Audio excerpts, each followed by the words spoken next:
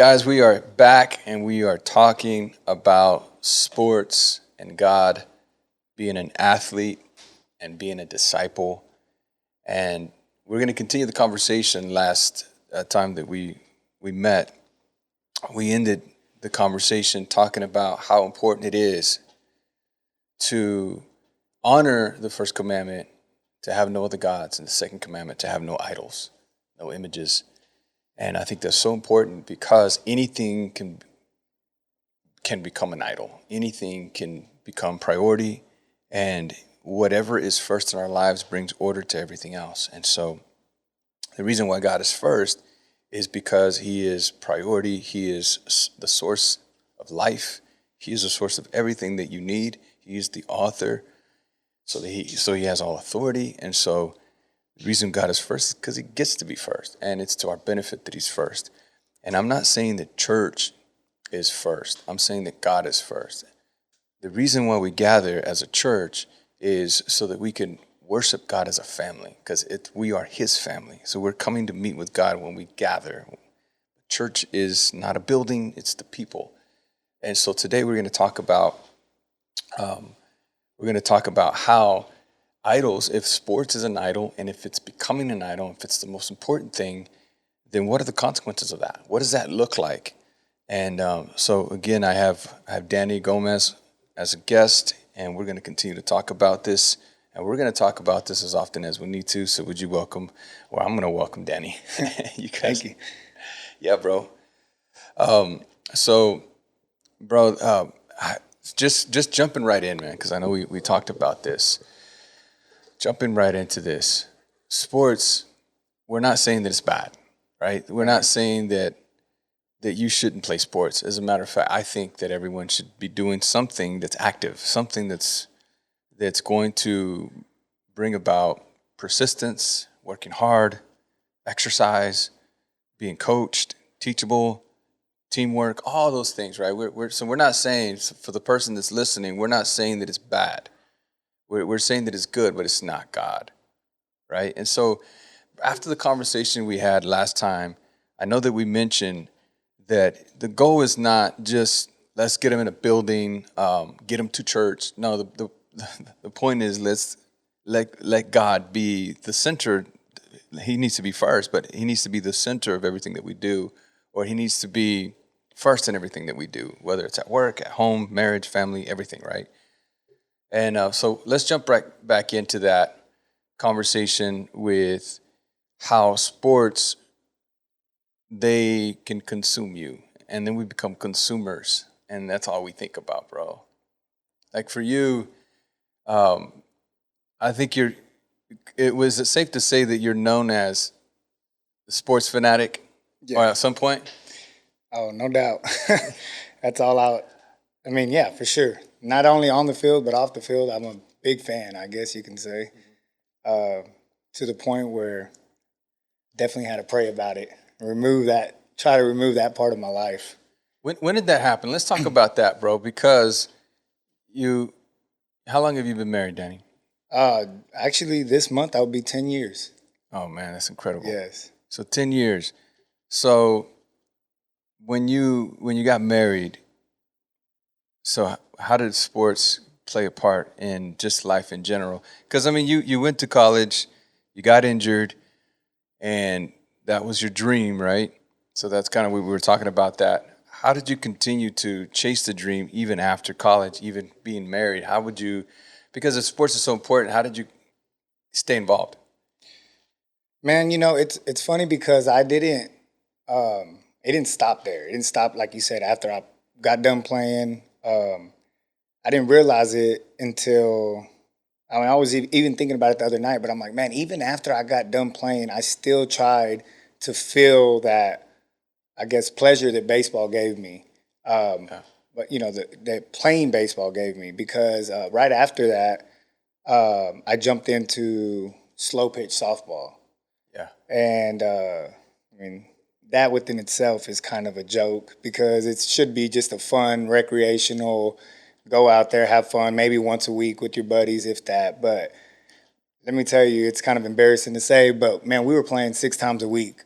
Dang. Yeah, when we first started playing softball, me and my boys, we were all about it. We were like, man, we're not gonna be those guys that walk around and wearing full baseball pants on a softball field. Like, we're just gonna have fun. Next thing we know, we're playing 6 times a week. The only nights we didn't play was Wednesdays, and that's because that was senior nights. And it's just crazy to think about that. And I hadn't even thought about that until a couple of nights ago. That why was I doing that? I was still trying to find that pleasure that I got out of, baseball. Or like, oh, well, I'm not playing baseball, but I'm still doing something that's pretty similar. And 6 nights is a lot. It's a ton, bro. And that's while being married? This is right before getting married. And once I got married, it kind of shifted. But I still was doing it. Yeah. So right before I got married, I was playing, and Nelly, my wife, thought it was crazy. She was like, what the heck? That's all y'all do? And I'm like, that's all we do. But I thought it was a good thing because at that point, I was staying out of bars and staying out of, parties and things like that because we were just spending time at the fields. Right. But nothing to do with what needed to be done was Jesus. Because, how do you do that when every night you're out on field, right? And we were even playing tournaments on the weekends, Saturday nights, rolling into Sunday morning. So even after I got done playing baseball, I still wasn't going to church. Right. Because we were finding ourselves at a softball tournament. Yeah. And, so then I did that for a few years, get married, and, during that time, actually, I started coaching. Coaching baseball. Yeah. So it's like, okay, there's still that niche for to be on the field, to be on the diamond. Right. And, man, I fell in love with coaching. Yeah. I really did. And so then I was coaching, and I'm trying to balance softball and coaching. And that becomes tournaments on the weekends. So I had to give up the softball tournaments, but I'm playing softball during the week, coaching on the weekends. And then I meet my wife, and she's like, all right, one of these has got to go.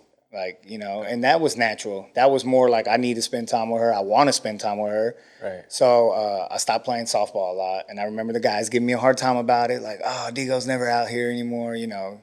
And it's like, oh, bro, well, I got to be with Nelly. And then, I'm coaching the boys. Well, now I'm coaching on the weekends. So I removed softball, but I'm still adding something else and still not adding, God first. Yeah. So I start coaching, and then me and Nelly get married, and we kind of start talking about backing off of that too as well, right? So we get pregnant right away, and I have to tell the parents, like, hey, I'm gonna have to back off of coaching for a while. So I did that. I backed off of coaching for a while, but I guess that's kind of where it started. Once I started, we got married, and we lived in Big Spring, and we found a church, and that was, 9 years ago, 10 years ago, that I said earlier, I grew up in church, but it wasn't until we visited that church and I really fell in love and started to love the idea of going to church and the idea of building a relationship with God. So it just took, doing that, but obviously there was a lot of in between there. Right. Before I got started on that. And, it still wasn't perfect after that, but that's where it started, where I started to realize, I guess I started to mature a little bit and started to realize that none of this is going to work with my wife if I'm doing all this with my boys and with my friends and all that. And if I don't have God first, right, and if I'm not leading her, which I'm very thankful for, the premarital counseling that we had. And afterwards, we got involved in a church, and I started to realize that, okay, this is the only way this is going to work is if we're praying and, involved with a church that will hold us accountable. Because, yeah, we can pray on our own and be there at the house, but I knew that there was something that I needed to find and to hold us accountable, and that was going to an actual church, right? So I thank God for that. Yeah. Life church that we found in Big Spring. That's good. And you guys were out there for how long were you in Big Spring? We were only there a year. But in that time, you weren't playing sports? No, I wasn't doing anything. That's crazy. So in that while, it's almost like you took a sabbatical from sports. Yeah, I did. No coaching, no softball, straight Nelly, straight church and straight work. That was it. Yeah. So it sounds like it was God's plan. Yeah, absolutely. I didn't have a choice. Exactly, because exactly. So you went somewhere, and I've been there. You know what's crazy, bro? That church that you went to, I think I've told you this. You kind of shared. Yeah. Go ahead. What's crazy about the church that Danny went to is that my brother and I, we had a construction company back in 2005, 6, 7, 8, in the 2000s, the early 2000s. And my brother's company renovated that building. Oh, that's right. That's right. So that's pretty. That's pretty crazy that the church you were going to somehow we were involved with, and I met the pastor recently of that church, and full circle, and I'm like, that's crazy, man. That my brother was renovating, or he renovated that building. It used to be a high school or a school. School, right? It used to be a school, and the church bought it for like $10,000, something really cheap, and then they just renovated it. Basically, the city gave it to them. But wow, what a story, right? Crazy. So let's talk about now. I just want to highlight this because what is it about sports? Because you're preaching to the choir with me because I know why we love sports, bro. I know why. I mean, the competitive edge, bro. It's fun, the adrenaline, excitement, the strategy, the chemistry in the team. What is it about? What were you getting out of it? Let's just kind of, because we want to relate to people that are torn. There are people that are listening to this that need to listen to us, and they're like, "Man, here's why we love sports." Right. What do we love about it, man? What do you love about it?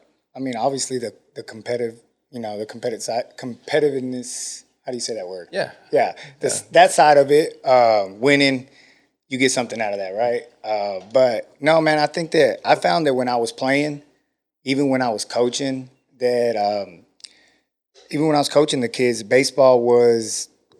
became my identity. It really did, because it's really what I thought, which is a lie, but it filled me with happiness and joy. Okay. Okay. Yeah. But I realized that my happiness and joy depended on my performance. Yeah. And instead of on Jesus. Okay. Yeah. Because I realized that it depended on how I did. And if I didn't do good, then it was like I would beat myself up about it. It was no longer just fun, like, when you're a kid, like, oh, who cares? It's like now it's like, dude, you got to compete, because if not, the next guy behind you is going to take your spot. And then you get hurt, and man, you get down.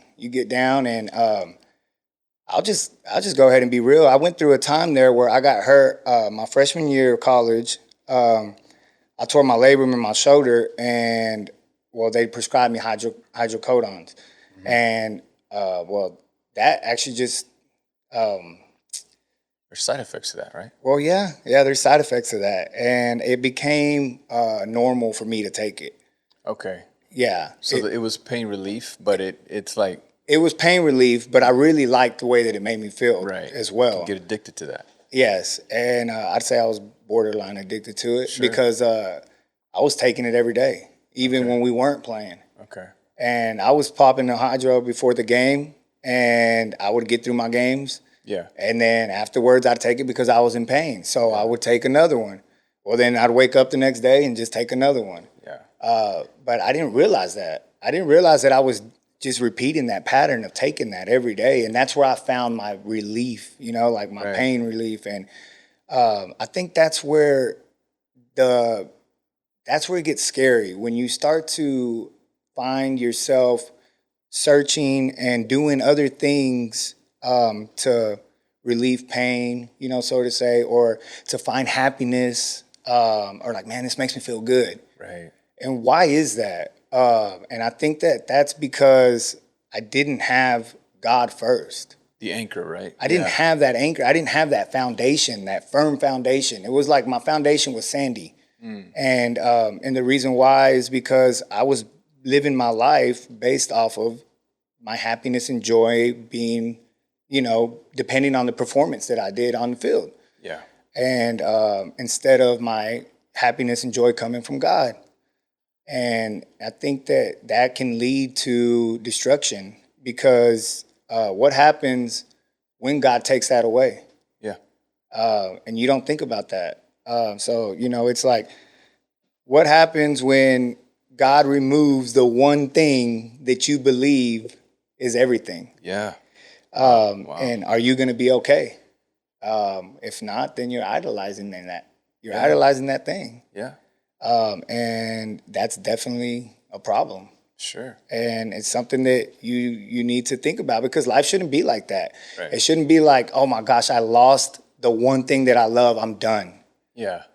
I can't play anymore. I hurt myself, I'm done. Like, I can't even go out on the field. I can't lift weights anymore. Or, it's like, no, your life shouldn't revolve around that. Shouldn't revolve around baseball. And my life was revolving around baseball. Yeah. And that's how you know that, it's a problem. Yeah. And that's how you know you're idolizing what you're doing. And that's how I know that baseball became my God. Yep. Because I was trying to find joy and happiness after I got hurt, and I wasn't playing as much anymore. I was just trying to find different ways to find joy and happiness, and it had nothing to do with just going to my source. Yeah. Which should have been God. Exactly.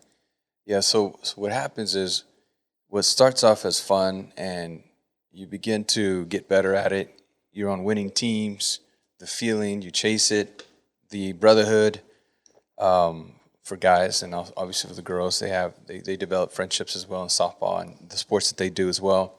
And the coaches, you develop a bond with them, and then people have their teams, and so there's a natural progression of community also that's in that. So there's a lot of needs that are met in sports. There's a lot of needs, and I think those are all important. And but when it becomes the main thing for you, what happens is your sense of purpose, like you said, your identity, your value, your everything is, you got all your stock into that. Like, you're putting everything into, we're gonna make it someday. If you have kids, you could easily want them to do what you love, and because they love you, they'll take interest in what you love. And especially if they have your athletic genes, then you're just like, okay, my kid's got it, and my son has it, my daughter has it. And then you start training them, and then you're building a bond with them as well. You're spending family time together, which is great. I think is good. I think kids naturally want to, they want to please their parents. They want their parents to be proud and all that. I think that's all good. There's nothing wrong with that. But over time, what happens is, if the parent is not training the child that sports has its place, but it's not your identity. It's not who you are. It's just what you do for fun. It's recreation. And here's all the things that you're getting out of it. But it has to have its place, but it should not be priority. And again, as a parent, we're the ones that teach our kids what's important. We're the ones that model it. We're the ones that they give them an example to say, you know what, it's just a game. At some point, you have to say that. Like, I know that there's probably some coach or someone giving a speech saying it's not just a game, it's life, and trying to hype up the students and all that. But the truth is, it's just a game. Yeah. And it's almost like the game is meant, it's like it tricks you into working out. It almost like, it's like, man, if I can play a game, if I play basketball, man, I'm did cardio. It's like you use the game to do the fitness, to get fit.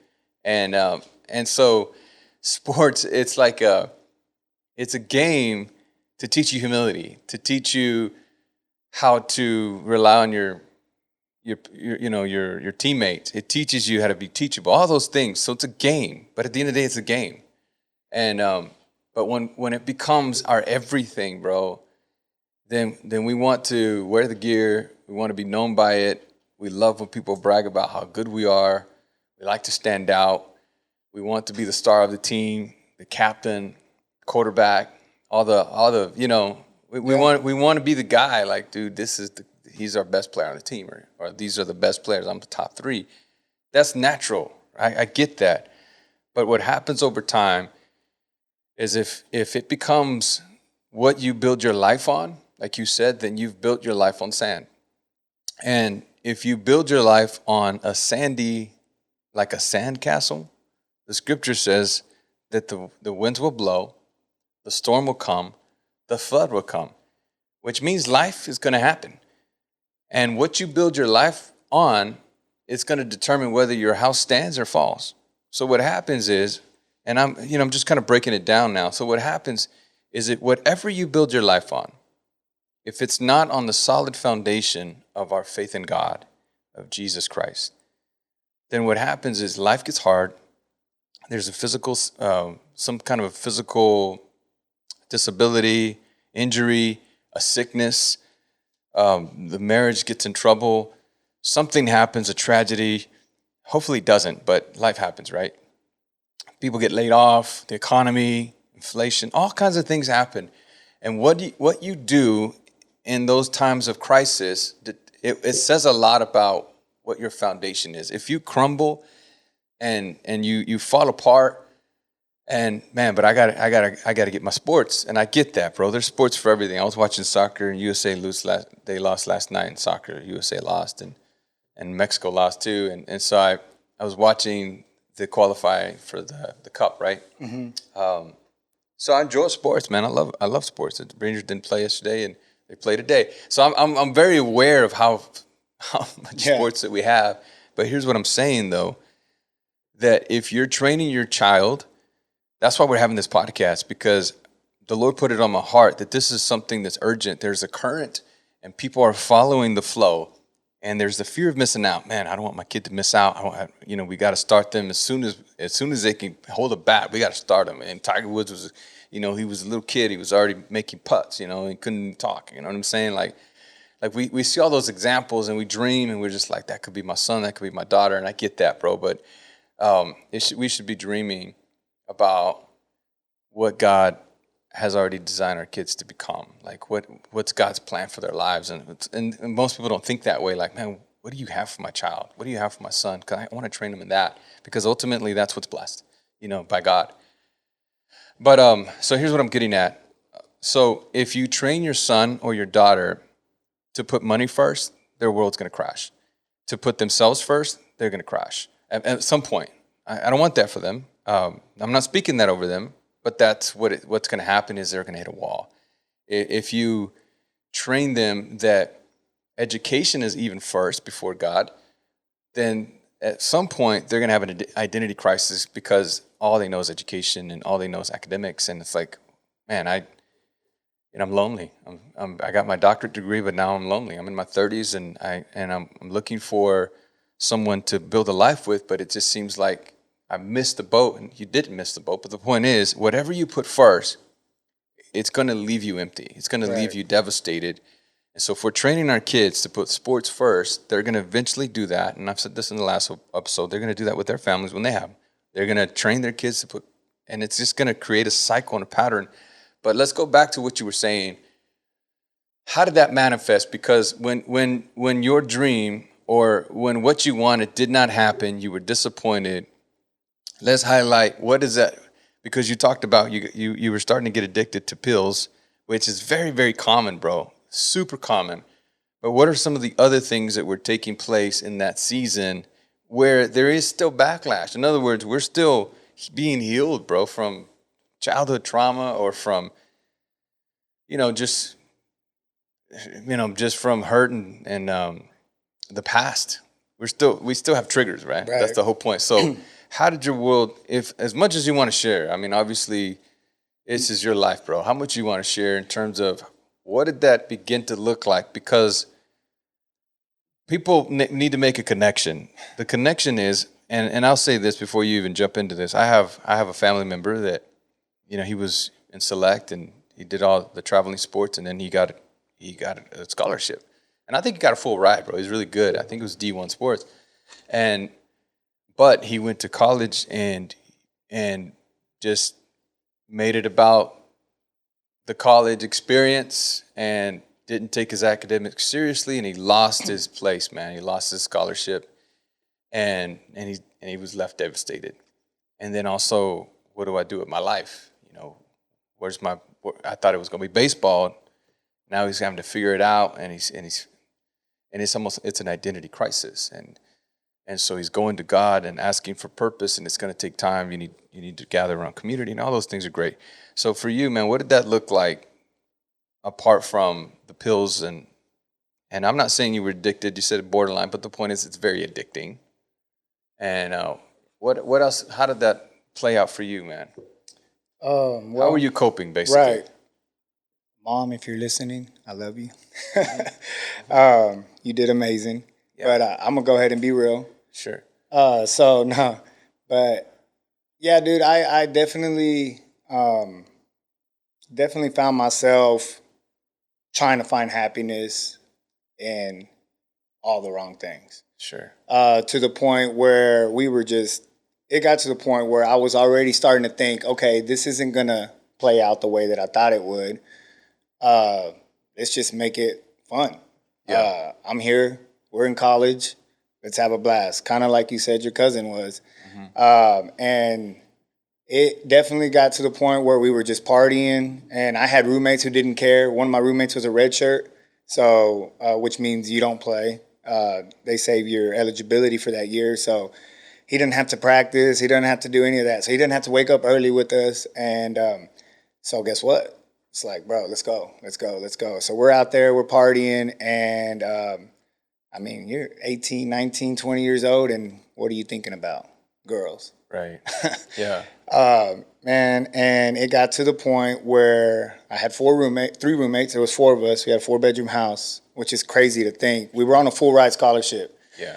And they gave us a house. We weren't in a dorm. We were literally in a house, 4 bedrooms. So we had parties all the time. Yeah. And we were the party house. Yeah. And it's just crazy to think, but we had a chart in our living room. Yeah. And it had our names on it, and we would keep track of how many girls that we could get. And it was a game. Yeah. It was literally a game for us. Mm-hmm. What God created to be something so beautiful and sacred, like we were playing with. Sure. I mean, we were just running around like some fools. Yeah. And so we competed, and we tried to see how many girls we could get. And that obviously started to play out, and it rolled into the next 6 years of my life, where that just became an addiction. Yeah. And obviously there was something there that started when I was young. They kind of started to trigger that, through high school. But once I got to college, it just took off. Yeah. And it didn't matter if I just met you. It didn't matter, it didn't matter if I was never going to see you again. It didn't matter. Matter of fact, it didn't matter if you were in a relationship. It didn't matter if you were married. Matter of fact, I saw that as a challenge. Yeah. Like, oh, sweet, she's got somebody. I'm going to go for her. Yeah. So I created this, I don't know how to describe it, but it was something ugly when you think about it now. But for us back then, we weren't thinking about that. It was fun. Yeah. And I hate that. Yeah. I hate that, man. I hate that with a passion that I was like that. And I just want to tell, like, all the teenage boys out there that it's not worth it. Yeah. Because I suffered, and I have suffered, and I have suffered in my marriage. Yeah.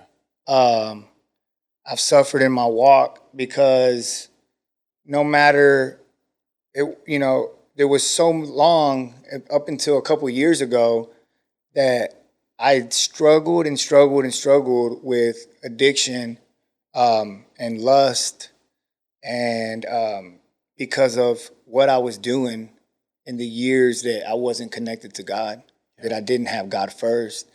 And it played out, and it rolled into my marriage, and my marriage struggled, and to the point where, my wife wanted to leave me because I had a problem. Yeah. And I thank God that, he touched her heart, and she was there and was supportive, and we prayed through it, and, we've beat that, and that's amazing. But it's not worth the struggles that you go through, and I hate that I was seeing women as just an object. because God created them, to be so beautiful, and they're His children. And now I got 3 beautiful girls, Yeah.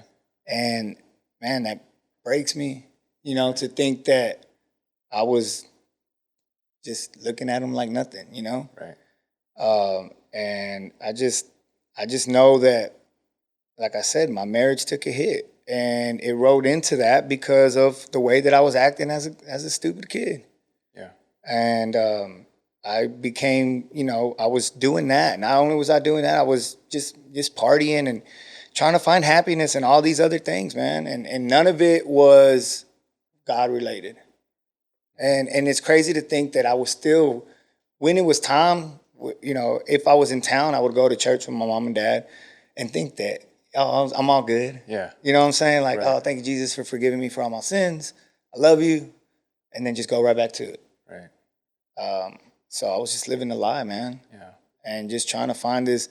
And at that time, I didn't think that, oh, this is what I got to do to find happiness. It was just, oh, this makes me happy. This is what I'm doing. And it just kind of started flowing that way. Yeah. And it's a scary path. If you don't got God first to convict you, Right. it's a scary path. And that's what I tell these kids. I'm like, you got to understand that when I tell y'all that you need a relationship with God and why it's so important to keep God first, it's so that you can hear that voice tell you, hey, this isn't right.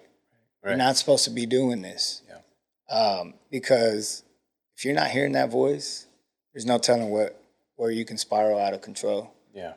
But that's why it's so important to do that. And I know that. And I know what it did for me. And I know that if I don't lead my children that way, and if I don't lead, I get to teach the kids, and I'm trying to tell them, like, guys, y'all got to understand that I'm only telling y'all this because I've been through it. I've lived through it. It's not fun. It's not worth it. Like, it's going to affect you in so many bad ways. And the consequences are, they're bad.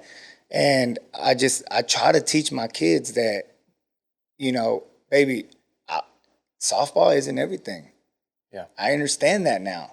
And don't get me wrong, it was only a couple of years ago that it started to turn around. And it was last year when I started to realize that I was the dad that was pushing. Like I said earlier in the other podcast, if you'd asked me last year, I'd have been like, oh, bro, put him in. Yeah. Heck yeah, get him in select, do it. My kid's in it. Right. At 7 years old, that's crazy. Yeah. You know what I'm saying? But guess what? Check this out. I started to realize it. I started to build stronger relationship with God. He started to talk to me, and I started to realize that the only thing that really matters is my relationship with God and how that's going to trickle down to my girls. Because if they see that I'm pushing base or softball, pushing, sports, or if they see that I'm not keeping God first, they're literally going to do everything that they see. Exactly. And I know that my parents raised me the best way that they thought they could. Right. And they were praying over me, and they were teaching me to be a God-fearing, human being, and I still fell off track. Yeah. And I still, was 1 foot in, 1 foot out, lukewarm, just still experiencing all these other things. And everybody has this agenda of, oh, everyone's going to go through it. Right. Everybody's got to go through it. We all did it. No. Right. Why? Exactly. Why? Why does your kid have to go through that? Right. They don't have to. No. They don't have to. You can put a stop to that. Right. And I am a firm believer that with the strength of God, like, I want to make sure that I'm doing everything in my power with the strength of God to lead my kids the right way, so that they don't have to experience and get hurt and have these traumatic events happen to them. And so I was teaching softball. We were out there training nonstop, man, nonstop. And I was telling my daughter, like, Josh, you gotta work harder, baby. Like, what are you thinking? These girls are so good. Yeah. They're so good. Look at them. You're in right field. Like, who says that to a 7-year-old? Yeah. You're playing right field, baby. You're hitting 8th. You're almost last. Like, come on, pick it up. If we don't work harder, you're going to stay there. Yeah. And I was talking to her like that. Yeah. And, I had a revelation. Yeah. I really did. And so I backed off of coaching. And I just became a dad. That's good, man. I just said, you know what? I'm just going to become her father, and I'm just going to sit back, and I'm just going to let her enjoy the game Yeah. and let her do what sports should be, and that's just fun. Right. I'm not going to make this her life because it was me. Yeah. If I wasn't asking her to, this is what happened. She said, Dad, you're not practicing with me anymore. Mm-hmm. And I said, because you're not asking me. Yeah. And I started to realize that I'm the one that's pushing it. Yeah. You're not even asking me to do it. I'm telling you, hey, we need to go out there and practice. Right. And how many of us are doing that? Exactly. And instead of, so I said, so you know what we're gonna do? I'm not gonna put that on you anymore. We're gonna start putting God first. And that was something that Nelly and I, we prayed about. And man, we have worship nights in the house.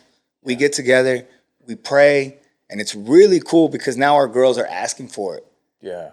They're asking for that. That's awesome. Hey, can we listen to some worship music? And it's literally just a 15, 20-minute session. Yeah.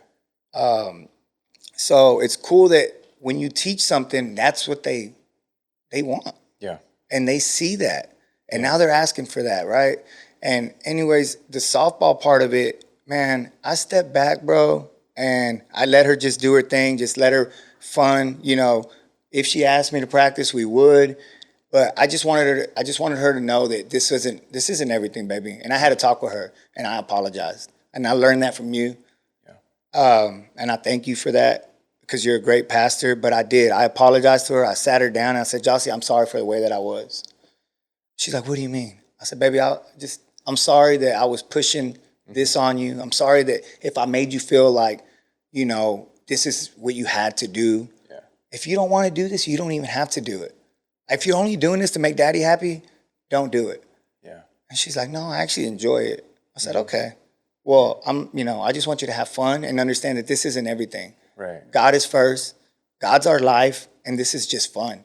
Yeah. I said, mommy and daddy come. It's God, then mommy and daddy, then your sisters, and then it's, family and school, and then softball. Right. Like that should be at the bottom. And I did have that conversation with her, bro. And let me tell you that these past 2 seasons, man, my daughter has had the greatest seasons of softball ever. Mm-hmm. Like, she's progressed. She hits leadoff. She plays shortstop. And she doesn't put in, it's not that it's just that she's having fun. Yeah. Yeah. She's just having fun now. Yep. And she's enjoying this game. And I'm like, hey, yo, I'm just sitting back. Right. And we'll go out there and train every now and then because I feel like whatever you do, you committed to it, you need to do it. Right. But it's not our priority. Yeah. It's not. It's not her priority. It's not my priority. It's not mom's priority. And that's just a hobby. Right. And exactly. And she has literally became a whole nother player. Like, and it's crazy to think. And it's crazy to see her progression. And I've had people ask me like, bro, just in 1 year, how'd she get so much better? And I was like, bro, tell you the truth. I said, this is what I started doing. I started praying, started connecting with God. And that started to trickle down to her. And they're like, what do you mean? I'm like, softball ain't her life no more. She's just having fun. That's what I'm trying to get at. Yeah. She's just having fun. Yeah. And she has become another athlete. And it's really cool because she understands God first. She really does. She's starting to understand that. It's good, and it's a beautiful thing. She even gets it when she does miss church. Yeah. And she asked me, because I teach the kids, she's like, hey, can you go over what you're going to teach today?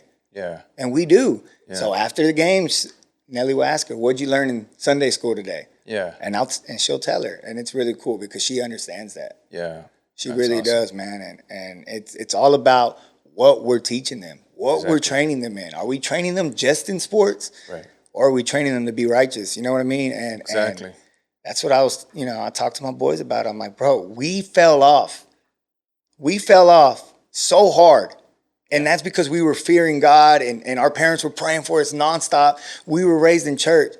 I said, if we raise our kids to be lukewarm, what the heck is going to happen to them? Exactly. Yeah. Think about how we're raising our kids right now. Right. This generation. Yeah. And they're just there and going to church when they want, or it's just second. It's just when I get to it. Yeah. Right. What's going to happen to them? Yeah, not just church, but even when I get to God. Yes, yeah. And that's what I mean. Like, yes, I said church, but I mean, like, if we were there and we're not teaching them that God comes first, what's going to happen to our kids? Right. Yeah. That's the scary it's thing. scary. Yeah. It's scary. Yeah, it's a scary thing because the world does not care one bit about their soul, man. Like in terms of eternity, it doesn't. The world cares about now, what the world can get out of us for the benefit of the dollar, for the benefit of the secular system, and so we have to have a sense of urgency in, for one, being trained in righteousness, because you can't give what you don't have. If you're not training in righteousness, I'm asking the father and the mother, the husband and the wife, I'm asking the parent, if you're a single parent, I'm asking you, are you training in righteousness? How are you becoming more and more like Jesus? What are you doing to draw closer to God? Are you reflecting his nature, his love, joy, peace, patience, the fruit of the Spirit?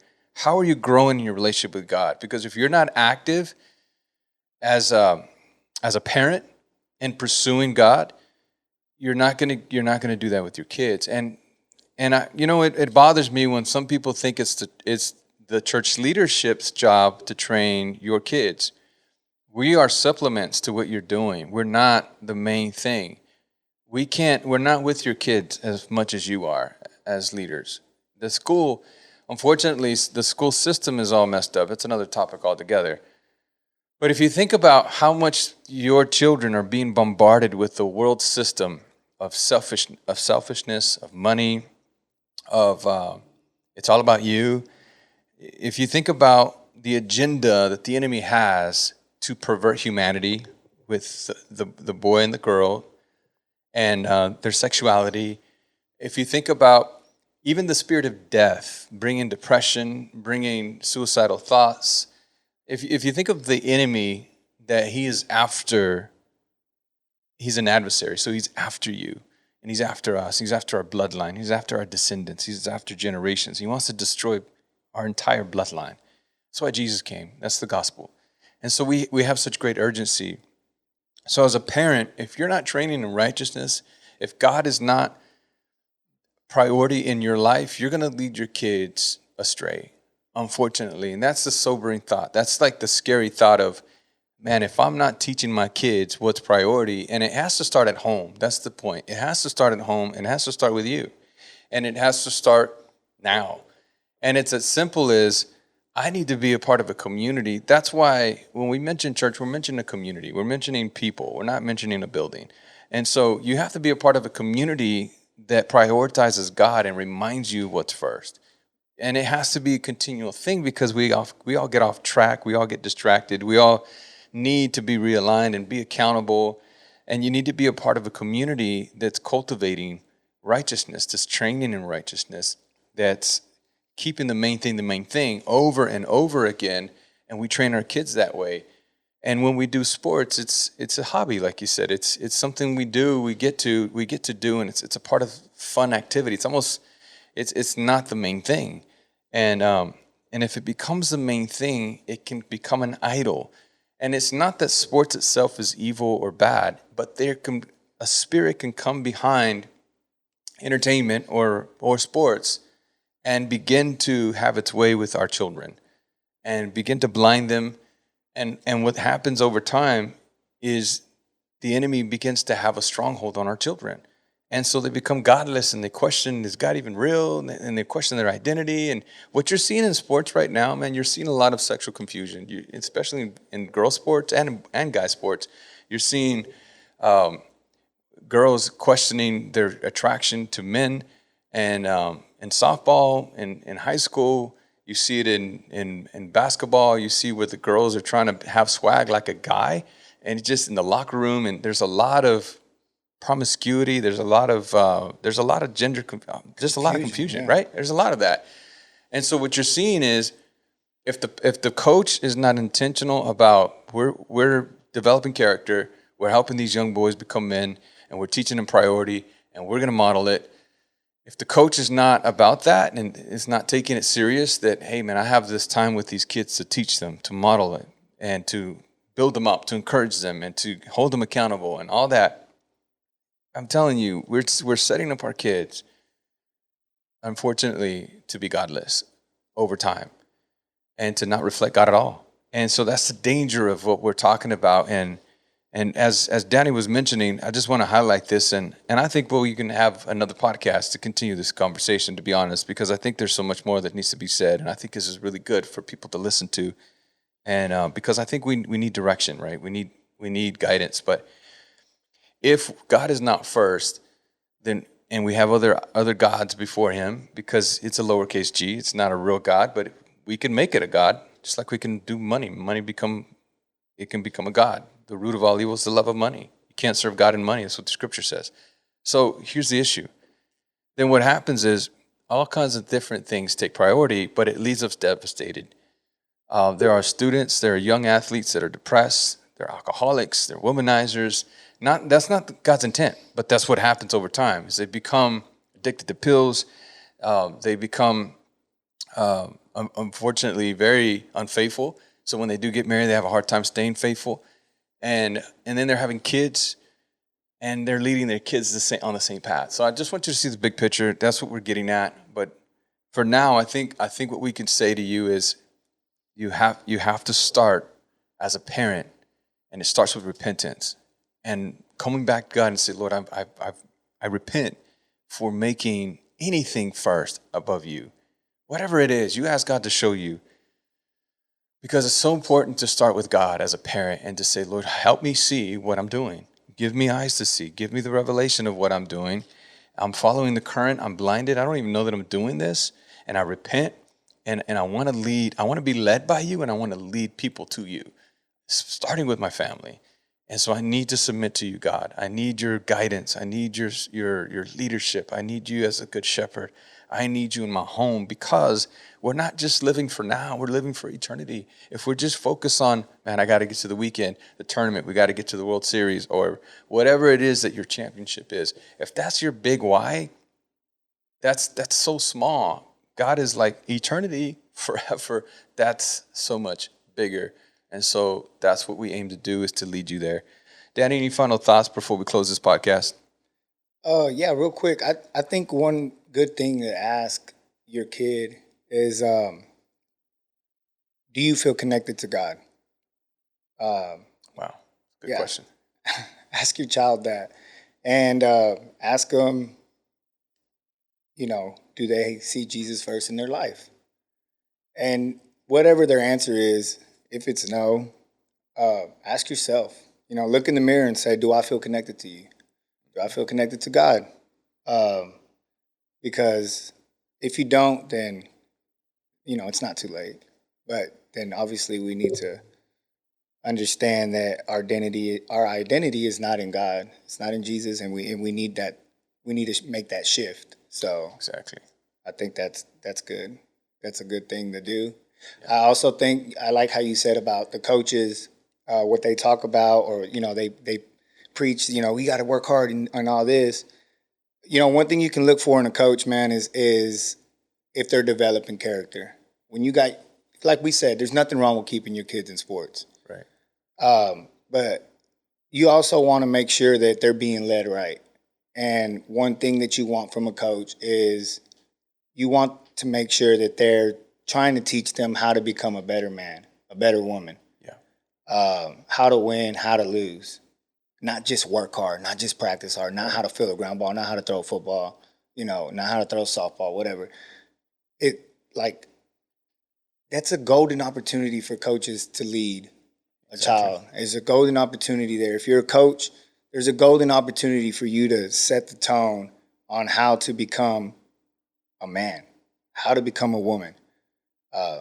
So just, watch good for that, man. Yeah, so. And that's where it starts. Yeah. It starts there. It's like we have to train them how to become. And, bro, this has been great. It's been rich, man, just talking about this, eye-opening and convicting. And I'm going to walk away from this conversation inspired to train my kids even more in righteousness, and to ask questions, and to engage them, and to really spend time with them, having moments where we could disciple and lead them to Jesus. And this is a daily thing. But there's nothing more beautiful to me, and this is my opinion. The scripture says in Hebrews chapter 10, it's in 24, it says, let us think of ways to motivate one another to acts of love and good works. 25 says this, and let us not neglect our meeting together as some people do, but encourage one another, especially now that the day of his return is drawing near. So we're not to neglect our gatherings. And that's what I'm getting at. I'm a gatherer, I'm a shepherd, so I'm going to gather people naturally. I started doing that as a kid. I was gathering people to play sports, always gathering, because that's a gift that I have. And so we have to gather people to meet with God. That's what we're doing, and to meet with God's people. And we're motivated to do acts of love. So there's nothing more beautiful than a man bringing his family to worship God, to meet with God. And when men take that very serious, that I have to present my family to God and worship God as a family, it just blesses them for generations to come if we make that priority. And it starts at home, but when we gather, we present our families before God and say, Lord, we're here. We're here as a family. That's beautiful. And so we bless y'all. We'll see you on the next podcast. We're going to continue this conversation as long as this wave, we're going to ride it. So love you guys. Blessings. Thank you guys for tuning in. We'll catch you on the next one.